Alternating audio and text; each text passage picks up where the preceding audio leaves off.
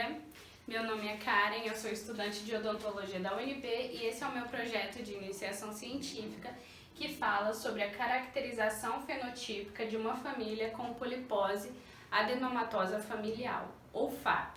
A FAP é uma síndrome autossômica dominante causada por mutações em um gene chamado Adenomatous Polyposis Coli, ou APC.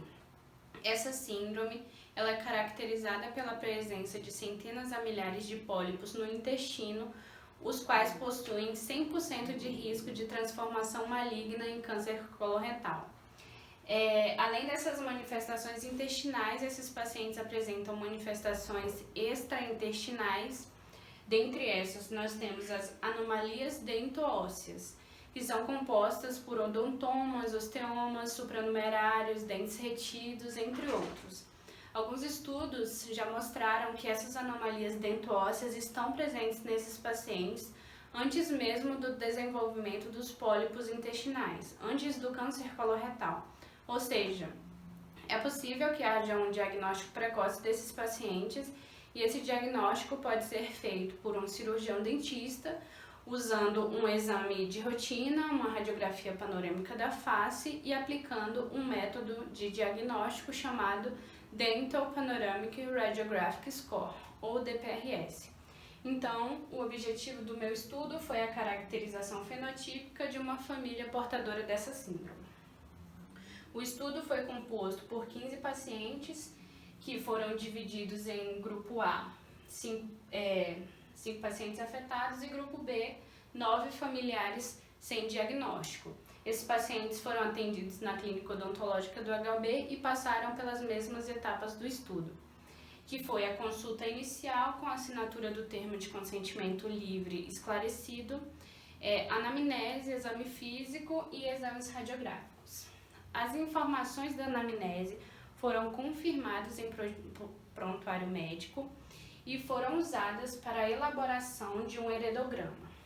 Depois, nós aplicamos o método DPRS em todas as 15 radiografias panorâmicas, usando 2 avaliadores cegados em 2 momentos diferentes.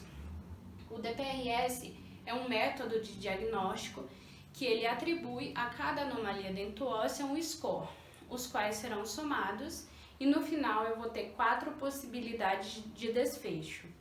As somas entre 0 e 2 são alterações normais, a soma entre 3 e 4 são alterações mínimas, ambas essas negativas para o diagnóstico de FAP. Entre 5 e 6 são alterações ambíguas, maior ou igual a 7 são alterações significantes, ambas positivas para o diagnóstico da FAP. Então, nós quisemos medir a concordância dos avaliadores em relação aos resultados do DPRS. Como eu falei, foi medido em 2 momentos diferentes.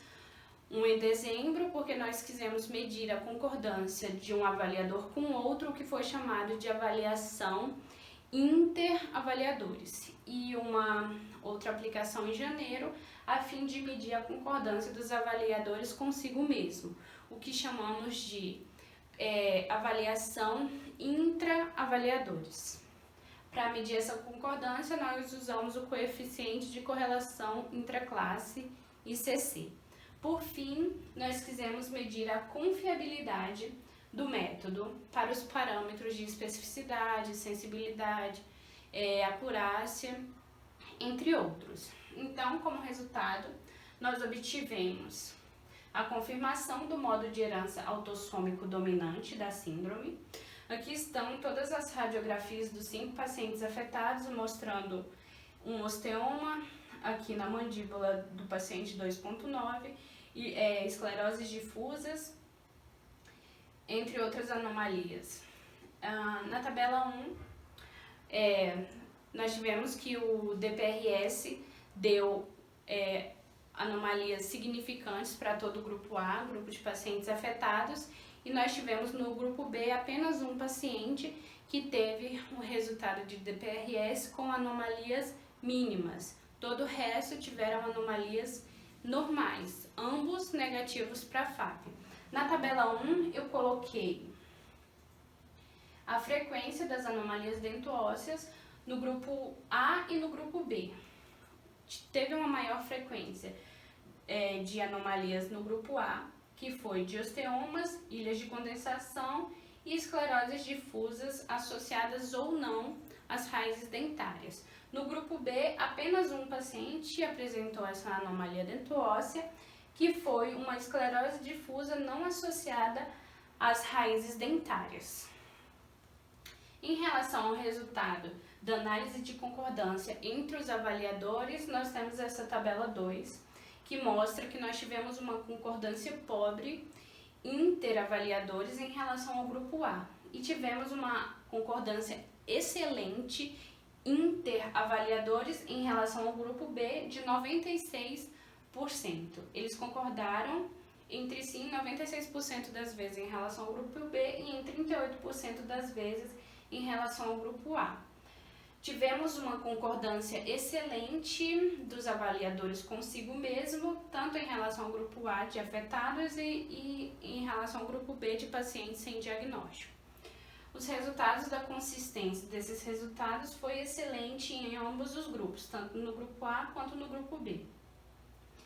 O que isso significa? Significa que apesar dos avaliadores terem atribuído scores diferentes para cada paciente, o que diminuiu o valor de concordância, eles chegaram ao mesmo resultado de quais pacientes estavam afetados e de quais pacientes não estavam afetados, o que me deu um valor de consistência de 100% em relação ao grupo A e ao grupo B.